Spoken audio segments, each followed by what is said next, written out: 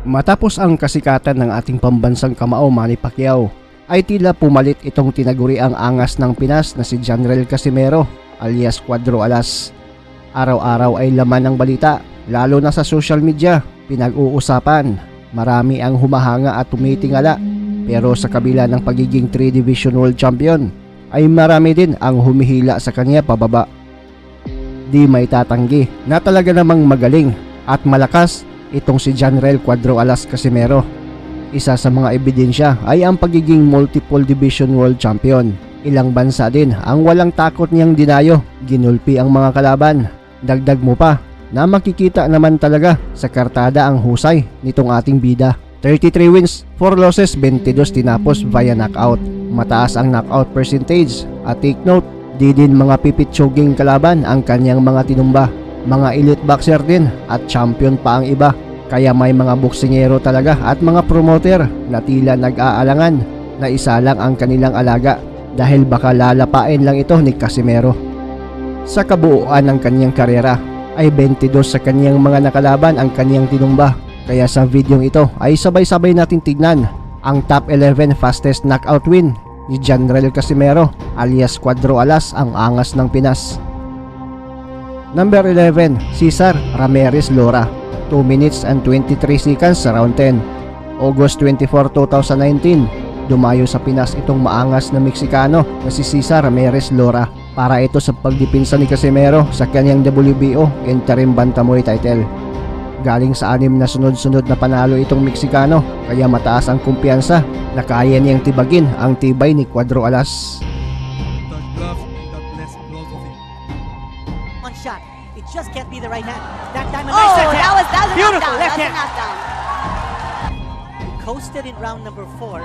Now in round number 5, there's a slip. There's a slip. Oh, they call a knockdown. He's also looking for that one punch.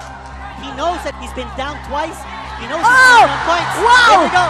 He's having difficulty breathing because of the blood Oh, coming another out of his solid nose. right from Here we go. Casimero. And he's down. Oh. He's down. They're gonna call a knockdown. Wow. A solid. But make no mistake about it. Oh, down! It's down! It's down! And I think it's out! It's over! 4 na beses tinumba ni Casimero itong dayong Meksikano sa laban. Number 10, Charlie Edwards, 1 minute and 57 seconds sa round 10. September 10, 2016, dumayo sa unang pagkakataon sa Britanya itong si Casimero para idipinsa ang IBF World Light Flyweight title kontra sa maangas din na Briton na si Charlie Edwards.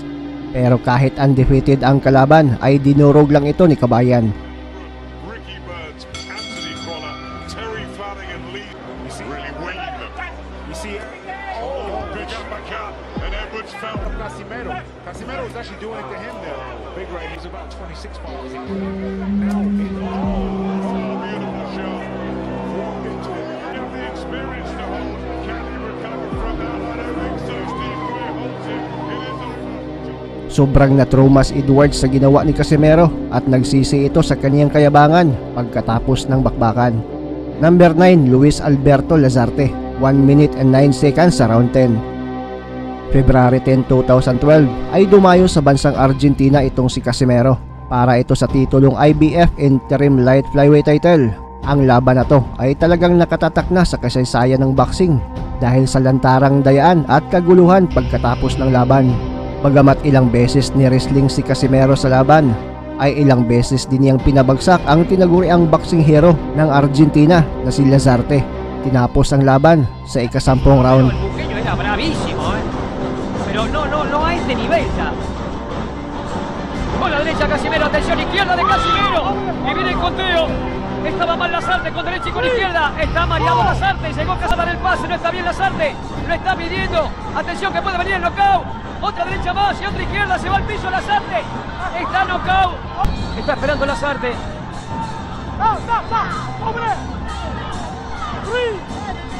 Ojo izquierdo totalmente cerrado Lazarte. Otra derecha más de Casimero, va a buscar guapo Lazarte, pero se va a ir al piso de nuevo, está knockout. Lo agarró de las piernas. Lo está midiendo el filipino para definir la pelea. Vaya con la izquierda, lo tiene con la derecha, otra derecha, vaya a la cabeza. Está nocao la Salta, atención el árbitro. Atención, atención, ha ganado el filipino para la pelea. Correcto, Fernando Sosa que tiró la toalla. Number 8, Kinya Yamashita, 47 seconds sa round 6. February 16, 2019, dumayo ang makunat na Hapon dito sa Pinas para sa 10 rounds ng title fight. Isang madugong laban, kahit ilang beses na alog sa suntok ni Casimero itong Hapon, ay tila nakatank build ito, pasuray-suray lang habang duguan. Kasabay ng pagtigil ni referee sa karumal-dumal na ginawa ni Casimero, ay siya namang pagbagsak nitong Hapon na dayo. Number 7, Amnat Ruin Ruang, 2 minutes and 10 seconds sa round 4, May 25, 2016. Dumayo sa bansang China itong si Casimero para sa isang rematch kontra sa napakadayang kalaban ni si Amnat Ruin Ruang para din makuhang muli ni Casimero ang titulong IBF World Flyweight title. Kung sa una nilang laban na ginanap sa baluarte ni Amnat ay nakalusot ang pandaraya nitong Thai boxer, pero dito sa bansang China ay di umubra ang diskarte niya. Tinuluyan siya ni Casimero at tinudas via 4th round KO. And that Roman Reigns trying to defend. Ducking under. Good overhand rights from Amnat. Oh, and he body. See, we fights loose. Oh! No! Big left hook from Casimero. And he caught him. Goes down. And he looks hurt. Oh, he looks really hurt. And he's gone. And he won't be denied. And a good body shot. He's down again. To the body. Woo-hoo-hoo-hoo. And the champion is down. Right to his liver. You see Casimero showing out after him, after he drops him, showing that bad blood between them, and he's happy. And look how he's smiling. World, and what a shocker upset of the year going on. Number 6, Duke Maika, 54 seconds sa round 3, September 26, 2020. Matapos makansila ang labang Casimero kontra Inoue dahil sa pandemya, ay ginawang replacement ang makunat at undefeated South African na si Duke Maika. Bagamat nagpakita ng tibay si Maika sa laban, ay di pa din niya kinaya ang lakas ni Cuadro Alas. Here, we're going to call on the circle on here, all right? Tap gloves, let's go to work. By his own, and he probably had the best shot of that round with that overhand right. He had the jab, set it up with the overhand right. That really knocked. Hey! You all right? Finish. Can he get it here in the second round? Big shot, heavy onslaught, but Casimero looking for his opening. Micah's got to tie him up. He's got to survive. Look, and now Casimero showboating a little bit of serve well, but he jumps in with her. You see, I don't even think Micah saw this knockdown. That little left hook. You know, I don't agree with that. I think they should have done that in between. Jab by Micah. Still, I don't think has his legs totally underneath. Oh, left to the body, followed by a right. Steve Willis waits it. One arm, push-ups, wants to get more of a workout. Number 5, Zolani Tete, 2 minutes and 14 seconds sa round 3, November 30, 2019. Dumayo sa pangalawang pagkakataon sa bansang Britanya itong si Casimero para harapin ang kinakatakutang defending WBO World Bantamweight Champion na si Zolani Tete. Pero ang pagiging malakas at matibay nitong South African na kalaban ay di umubra sa husay ni Kabayan. His last 4 wins have all come by stoppage. Oh, Casimero got him. He's got him with a butt now. He's given hits. He's got him with a body shot. Was it? No, I'm not sure. It was a short right hook to the chin. Asking, is he okay? Casimero wants to finish it right here, right now, and finish it he has. The title changes hands in sensational fashion. Zolani Tete stopped by John Real Casimero of the... Tila humiwalay sandali ang espiritu ni Tete nang masapul ng mga kamao ni Casimero. Number 4, Armando Santos, 10 seconds sa round 2, December 13, 2014. Ito ay si Armando Santos alias Cobra. Kinasahan niya si Casimero para sa 12 rounds na laban. Pero first round pa lang, bagsak na agad itong Mexican.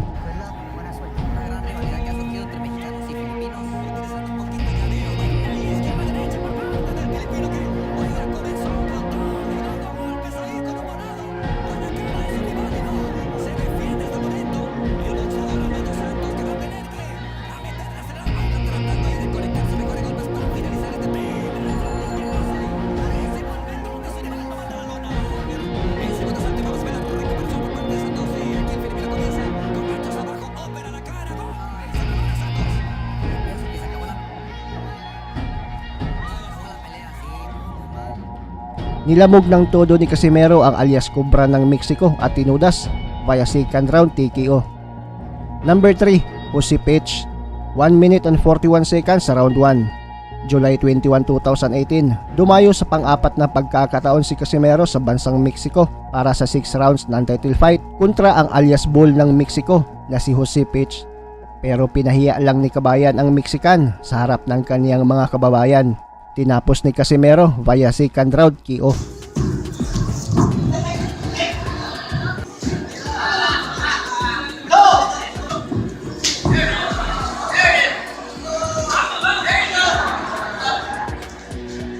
Number 2, Ryo Akaho. 2 minutes and 25 seconds sa round 2. December 13, 2022, sa bansang Korea naman nagpakitang gilas itong si Cuadro Alas. Nakalaban niya ang Hapon na si Ryo Akaho para sa 10 rounds na laban. Round 1 pa lang, bugbugan na agad.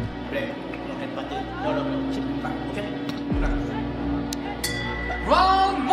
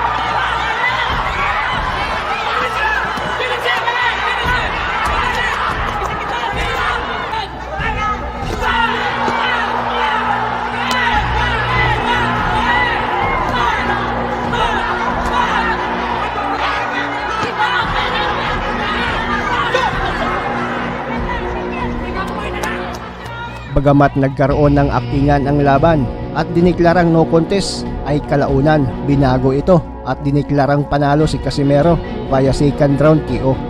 Number 1, Mauricio Fuentes.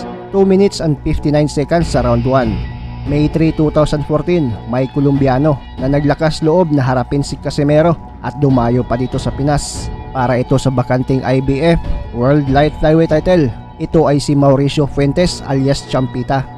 At sa mismong laban ay pinulbos lang ito ni Casimero. 3 beses pinagapang sa loob lang ng first round. To showcase yung kanyang talento, yung kanyang galing. And probably pwede sa atin. Round 11 doon sa kanilang bout schedule for 12. Sa jungle kasi Casimero sinasabi na okay, champion ka, pero ito sa typical champion, pinapakita ang explosiveness. And I felt that goes Fuentes. Talagang naramdaman niya yung bigat ng kamao. Ito si Chandler Casimero. Casimero, will he go in for it? That's it. A round 1 knockout! Para dito kay John Real Casimero. The punch of the fight. Casimero. He smells blood.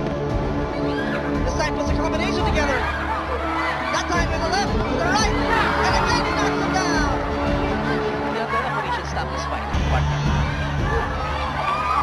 And there you go, referee, stop it. Isang segundo na lang sana para matapos ang unang round, kaso di na kinaya ng dayong Colombiano ang lakas ng mga kamao ni Cuadro Alas Casimero.